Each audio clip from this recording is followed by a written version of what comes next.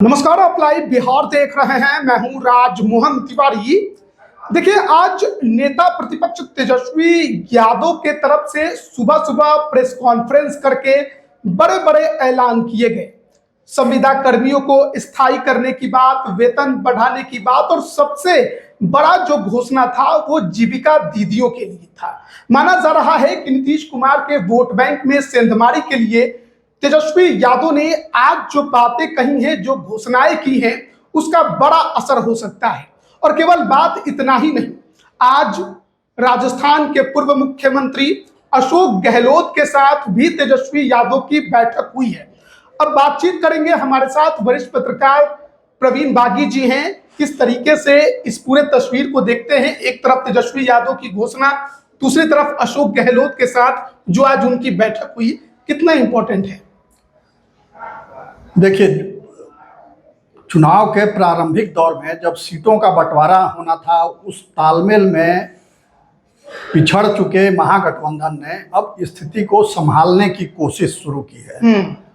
और 12-14 सीटें ऐसी थीं जहां आमने सामने की लड़ाई थी। दोनों महागठबंधन के कई सहयोगी दलों के उम्मीदवार आमने सामने खड़े हो गए थे, तो उसको संभालने की कोशिश हो रही है। उसी क्रम में अशोक गहलोत आए हुए हैं और अल्लाह वरू से बातचीत नहीं बनी। और आज तो स्थिति ये हो गई कि जब अशोक गहलोत गए तो उनके साथ अल्लाह वरू भी गए थे वहाँ लालू जी के निवास पर, मगर उनको बाहर के कमरे में, दूसरे कमरे में बैठा दिया गया।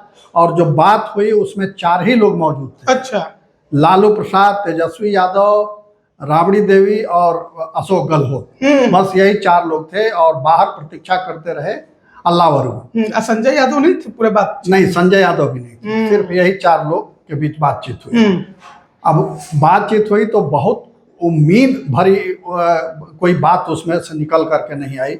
हालांकि अशोक गहलोत ने बाहर आके कहा कि कल हम लोग डिटेल इस पर बातचीत करेंगे और ज्वाइंट प्रेस कॉन्फ्रेंस होगी, उसमें सारी चीजें स्पष्ट की जाएंगी। मगर ये भी कहा कि 6-7 सीटों पर फ्रेंडली फाइट हो सकता है। अच्छा। यानी कैंडिडेट वापस लेने के मसले पर बात नहीं बनी, इसलिए उन्होंने ऐसा कहा होगा।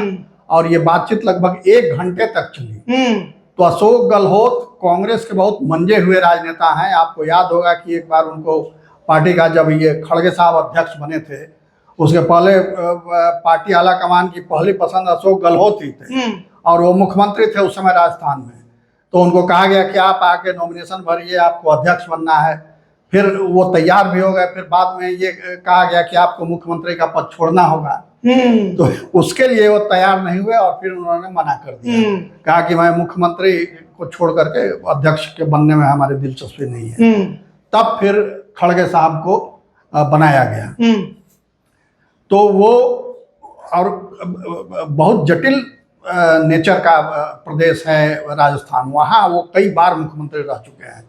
तो वो, और राजनीति के जादूगर कहे जाते हैं। जादू कुछ जानते भी है वो, कई बार जादू दिखलाते भी रहते हैं वो। तो यहाँ भेजा गया कि बिहार में भी कुछ वो जादू अपना दिखलाएं और जो महागठबंधन में जो दरार पड़ गई है, उस दरार को पाटा जा सके और एक संगठित टीम के रूप में ये करे। तो उस चीजों को संभालने की कोशिश हो रही है। और उसी कोशिश के क्रम में आज तेजस्वी यादव ने जो घोषणा की, उसका कितना असर पड़ेगा ये अभी कहना मुश्किल है, मगर असर तो होगा। क्योंकि उन्होंने कहा कि 1,40,00,000 हैं लगभग जीविका दीदियां। उनको कहा कि हम सरकारी नौकरी का दर्जा आपको देंगे, 30,000 रुपया महीना सबको मिलेगा। उसके अलावे 2,000 रुपया और अलग से दिया जाएगा भत्ता, यानी 32,000 रुपया महीना सबको दिया जाएगा। और जितने संविदा कर्मी हैं बिहार में, आजकल कोई विभाग ऐसा नहीं है बिहार में जहां कॉन्ट्रैक्ट वेजेज वर्कर नहीं है। सब काम आउटसोर्स कर दिया जाता है, वो कॉन्ट्रैक्ट पर काम करते हैं। तो उन सब लोगों को अस्थायी करने की बात कही। तीसरी जो महत्वपूर्ण बात थी वो ये कहा कि हर घर से एक नौजवान को सरकारी नौकरी देंगे। अब एनडीए ये सवाल उठा रहा है कि पैसा कहां से आएगा, पैसा कहां से आएगा। तो अब उन्होंने तीर तो चला दिया तेजस्वी यादव ने। अब एनडीए देखिए सफाई देते घूमेंगे पूरे प्रदेश में कि पैसा कहां से आएगा, बजट इतने का है और इतना इसमें खर्च होगा। तो तो आपको याद होगा कि इसके पहले एक चुनाव में ये प्रचार कर दिया गया महागठबंधन या कांग्रेस की ओर से कि अगर भाजपा की सरकार बनेगी तो आरक्षण खत्म हो जाएगा, और उसका असर पड़ा, बड़ा असर पड़ा, भाजपा की सीटें कम हो गई। फिर पिछले चुनाव में, ये लोकसभा चुनाव के समय ये प्रचार किया गया कि भाजपा आई तो संविधान बदल दिया जाएगा। हालांकि बेतुका बात था, कोई इसका सिर पर कोई आधार नहीं था, मगर इसका भी असर पड़ा और भाजपा की सीटें कम हो गई। यहां तक कि प्रधानमंत्री मोदी का वोट घट गया काशी में। तो आज गठबंधन की सरकार चलानी पड़ रही है वहां दिल्ली में, केंद्र में। तो आप कुछ भी बेतुकी बात कह दीजिए, मगर ये जो बहुत सोचे समझे समझदार लोग हैं वो ये विवेचना कर रहे हैं कि पैसा कहाँ से आएगा, बजट कहाँ से आएगा। मगर जो आम जनमानस है बिहार का, वो तो समझेगा कि भाई इसकी सरकार बनेगी तो हमारे बेटा को नौकरी मिल जाएगा। तो एक और बात है ना कि तेजस्वी यादव ने जो पुरानी घोषणाएं की, सरकार ने उस पर अमल भी किया है। उन्होंने ऐलान किया, सरकार ने लागू कर दिया। बिल्कुल। और बेरोजगारी को चुनाव के मुख्य एजेंडे में लाना है वाले तेजस्वी यादव हैं। बिल्कुल। नहीं तो बेरोजगारी की और पलायन की चर्चा कहाँ होती है बिहार में। वो तो खाली 15 साल वो जंगल राज और हमारा विकास, इसी के बीच तुलना करके और चुनाव होता रहा है। पिछले 20 साल से बिहार में इसी एजेंडे पर चुनाव होता है, जंगल राज और सुशासन, इसमें से एक चुनिए। और उन्होंने इस ट्रैक को बदलने की कोशिश की है। अब कितना इसका असर होगा, कितने लोग मोबिलाइज होते हैं इस मुद्दे पर, ये तो परिणाम आने के बाद पता चलेगा। मगर ये जरूर है कि जो एनडीए का वोट है उसमें कुछ क्षरण जरूर होगा। बिल्कुल होगा। नीतीश कुमार की जो वोट बैंक है जीविका दीदी, इसमें आपको लगता है कि सेंधमारी हो सकती है? कोशिश है, क्योंकि 10,000 देकर नीतीश कुमार ने पहले वोट बचाने की कोशिश की है। अब ये 30,000 का जो मुद्दा छेड़ा है तेजस्वी यादव ने, और ये जीविका दीदियों की बहुत पुरानी डिमांड भी है।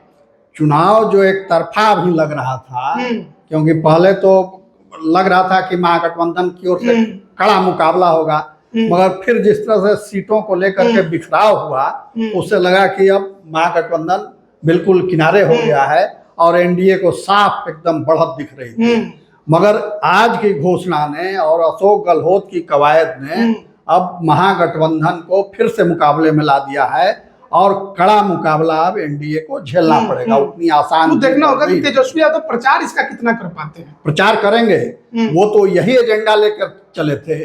और तो राहुल गांधी ने आकर के और डिरेल कर दिया यहाँ वोटर अधिकारी, जो महागठबंधन का अभियान था और तेजस्वी की जो बढ़त दिख रही थी, उसको राहुल गांधी ने डिरेल कर दिया। वोटर अधिकार आता और वोट चोर, गद्दी चोर, वोट चोर आज कहाँ चुनाव में है। खुद कांग्रेस पार्टी भी वोट चोरी का कहीं कोई मुद्दा नहीं उठा रही है। तो ये एक बिल्कुल वाहियात और फिजूल टाइप की चीज लेकर के वो चले आए थे और तेजस्वी यादव भी उनके उसमें आ गए, साथ साथ घूमने लगे सब लोग। हालांकि बाद में फिर तेजस्वी यादव ने रियलाइज किया कि ये व्यर्थ का मुद्दा है, इसका कोई असर नहीं होगा। और अब जबकि सुप्रीम कोर्ट में सुनवाई थी तो लास्ट डेट पर इनके वकील सब भाग गए। जो विपक्षी पार्टियां थी, महागठबंधन की पार्टियों ने जो PIL किया था उस पर, तो उसके वकील तक हाजिर नहीं हुए, क्योंकि सबको लग गया कि अब ये मामला हाथ से निकल गया है और ये हम लोग व्यर्थ यहाँ खड़े थे। तो ये जो गड़बड़ी हुई उसको तेजस्वी ने समय रहते समझा और फिर उन्होंने अलग से। खैर, महागठबंधन की सीटों को लेकर हमने बात की, तो 12-13 सीटों पे जो फ्रेंडली फाइट की इसका सिचुएशन है। कल दूसरे चरण का नामांकन वापस लेने का आखिरी तारीख है। देखना होगा कितने जो है वो वापस लेते हैं, राजद या हो या महागठबंधन की कांग्रेस हो या CPI हो। लेकिन दूसरा एक और जो इन दिनों मुद्दा छिड़ रहा है, नॉमिनेशन रद्द होने का। हाँ, ये सुगौली में VIP पार्टी के कैंडिडेट का नामांकन रद्द हो गया, आज RJD कैंडिडेट का नामांकन रद्द हो गया, कुछ दिन पहले लोजपा रामविलास के कैंडिडेट का नामांकन रद्द हो गया। महागठबंधन 2-1 से आगे निकल गया इसमें। हाँ बिल्कुल, ये तो निकल ही गया और हर चुनाव में ये होता है। लेकिन पार्टी किसी मतलब रिकॉग्नाइज्ड पार्टी का कैंडिडेट उसका नामांकन रद्द हो जाए, हाँ, और तो उसकी गड़बड़ी की वजह से, बिल्कुल इसका मतलब ये है कि पार्टियों की तैयारी पूरी नहीं थी। पार्टी इसके लिए तैयार नहीं थी कि अपने हर कैंडिडेट के साथ एक निपुण आदमी दिया जाए, एक दक्ष आदमी दिया जाए जो तकनीकी रूप से जानकार हो। ये भी लोग कह रहे हैं कि क्योंकि दोनों ही गठबंधनों को देखिएगा तो आखिरी वक्त में जाकर फैसला टिकट दिया है, ये भी एक बड़ी वजह है। तो उनको समय ही नहीं मिल पाया, ये भी बड़ी में हुआ। बिल्कुल बिल्कुल, ये बड़ी वजह है कि रात भर दौड़ के आए लोग, सिंबल लिए और फिर रात वापस जाकर सुबह 5-6 बजे तक लास्ट डेट पर तेजस्वी यादव के आवास पर मिल रहा था। ये बिल्कुल ये है कि राजनीतिक दल जो है सो चुनाव के लिए क्या मना स्थिति थी उनकी, और सौदेबाजी में इतना लिप्त रहे कि उनको अपना कैंडिडेट चयन का समय ही नहीं मिला। अब कांग्रेस में अलग बखेड़ा खड़ा हो गया है। अब वहां अल्लाह वरू को और प्रदेश अध्यक्ष को हटाने की मांग हो रही है। बीच में तो ये भी खबर आई थी कि अल्लाह वरू अब चले गए, अब लौट कर यहाँ नहीं आएंगे। उन पर आरोप लग गया कि साहब पैसा लेकर के टिकट उन्होंने उनको और पप्पू यादव दोनों को मिला, दोनों की मिली भगत है। वायरल हो गया वो ऑडियो, उसमें प्रदेश अध्यक्ष की आवाज भी थी। तो अभी विक्षुब्ध खेमा जो गजानन शाही हैं जिनको टिकट नहीं मिला, तो उनके नेतृत्व में आज एक बैठक हुई कांग्रेस की, और उसमें ये तय किया गया कि कल वो सदाकत आश्रम में जाकर के धरना पर बैठेंगे। अच्छा, जुलूस भी निकालेंगे, और उनकी मांग यही है कि अल्लाह वरू को यहाँ से वापस भेजा जाए और प्रदेश अध्यक्ष को हटा करके एक कार्यकारी अध्यक्ष नियुक्त किया जाए। तो अब देखिए इस पर क्या होता है, मगर कुछ हो या ना हो, कार्रवाई हो या ना, मगर ये तो है कि चुनाव के समय में ऐसे मुद्दे उठना पार्टी के लिए बहुत आत्मघाती साबित होगा, और उसका बुरा असर पड़ेगा पूरे महागठबंधन पर, सिर्फ कांग्रेस पर नहीं, कांग्रेस पर तो पड़ेगा ही, उससे राजद भी अछूता नहीं रहेगा, उस पर भी पड़ेगा कि इन लोगों के बीच तालमेल नहीं है, आपसी फूट है, ये मैसेज जाएगा। आज जो आरजेडी कैंडिडेट का नामांकन रद्द हुआ मोहनिया में, मोहनिया सुरक्षित सीट है। पहले यहाँ से विधायक थी संगीता कुमारी, अब वो बीजेपी में आ गई, बीजेपी ने उनको अपना सिंबल दे दिया।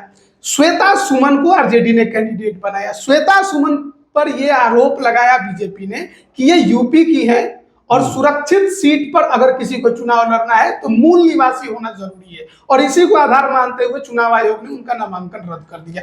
आपको लगता है कि ये साजिश है, षड्यंत्र है? नहीं, साजिश होगा इतना कोई रिस्क नहीं लेगा, क्योंकि क्या इतना ज्ञान राजद को नहीं था कि जिसको टिकट दे रहे हैं? संभव है, पूरा संभव है। राजनेता कुछ भी कर सकते हैं, और तकनीकी जानकारी नहीं होगी तो इस तरह की गड़बड़ियां होंगी। हालांकि लोकसभा में तो ऐसा नहीं है, लोकसभा में तो कहीं का नेता कहीं भी जाकर लड़ जाते हैं, लेकिन ये विधानसभा के चुनाव में ऐसा नियम होगा। इसी गफलत में उन्होंने दे दिया कि लोकसभा में जब लड़ते हैं तो विधानसभा में लेकिन विधानसभा में तो ये भी होता है ना कि आपका नाम उस स्टेट के वोटर लिस्ट में होना चाहिए। हाँ, और लोकसभा में तो होता है कि आपका कहीं भी किसी भी राज्य में अगर वोटर लिस्ट में नाम है, आप कहीं से भी चुनाव लड़ सकते हैं। तो ये स्टेट का बात है, वोटर लिस्ट में उनका नाम है यहाँ पर, लेकिन ये कहा गया कि वो क्योंकि मूल निवासी यूपी की हैं और आरक्षित सीट पर चुनाव लड़ रही हैं, तो उनको यहाँ पर आरक्षण का लाभ नहीं मिल सकता है। ये जो है तकनीकी बात है, मतलब थोड़ा लगा कि हाँ, ये जानकारी का अभाव होगा। कोई माने बेवजह रद्द नहीं होता है नामांकन की जगह, क्योंकि उसके बाद फिर चुनाव आयोग में कंप्लेन होता है, कोर्ट में मामला जाता है। तो अगर मनमाने तरीके से या गलत तरीके से किसी का नामांकन रद्द होगा तो उस अधिकारी की तो नौकरी चली जाएगी, जो रद्द किया, या जिला डीएम वहाँ का। तो कोई डीएम इतना रिस्क नहीं लेगा, निर्वाचन अधिकारी, कि वो किसी के दबाव में आकर के गलत फैसला ले ले। तो ये ऐसा नियम जरूर रहा है, इसलिए उसके आधार पर वो नामांकन रद्द हुआ है। और उन्होंने कहा भी है कि हम जाएंगे, कोर्ट में जाएंगे, अपील करेंगे। और वो तो तमाम नेताओं का और हर किसी का अधिकार है, जिनसे उनका अगर लगे कि उनका हक छीना जा रहा है तो वो कोर्ट है या जो भी जहां पर वो शिकायत कर सकते हैं वह करेंगे। तो देखिए, हम लोग बातचीत कर रहे थे जो राजद खेमे में जिस तरीके से अभी महागठबंधन को लेकर भी चल रहा है। आज अशोक गहलोत के साथ जो मीटिंग हुई उसमें क्या कुछ बातें हुई और किस तरीके से इस पूरे मामले को सुलझाने की कोशिश हो रही है। कल सब कुछ क्लियर हो जाएगा कि कहाँ फ्रेंडली फाइट होनी है और कहाँ नहीं होनी है, या फिर जिन सीटों पर तय हो गए हैं कैंडिडेट वहां पर फ्रेंडली फाइट होगी ही होगी। लेकिन वहीं दूसरी तरफ तेजस्वी यादव की बड़ी बड़ी घोषणाएं, अब देखना है कि उन घोषणाओं का असर कितना पड़ता है और वो वोट में कितना तब्दील हो पाता है। आप इस पर क्या राय रखते हैं, कमेंट करके जरूर बताइएगा। आप सभी का बहुत बहुत धन्यवाद।